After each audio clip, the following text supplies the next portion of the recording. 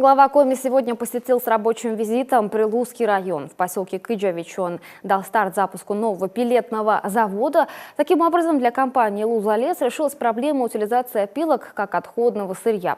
В сутки здесь будут изготавливать 80 тонн белых и серых пилет высокой прочности. Продукцию покупает Москва, а также Кайгородский район. В Нушуле Сергею Гапликову показали объект культурного наследия, здание Алексеевского училища. Оно связано с именами академика Анатолия Бетехцина и героя Советского Союза Семена Сердитова, которые учились здесь в начале 20 века.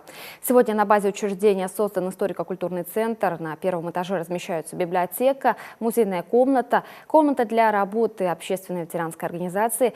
На втором этаже после окончания ремонта планируется обустроить гостевые комнаты. Завершилась губернаторская инспекция общением с коллективом детского сада номер 4 в Обьячево. В райцентре решена проблема с очередностью дошкольников, но ждет очереди судьба второй смены.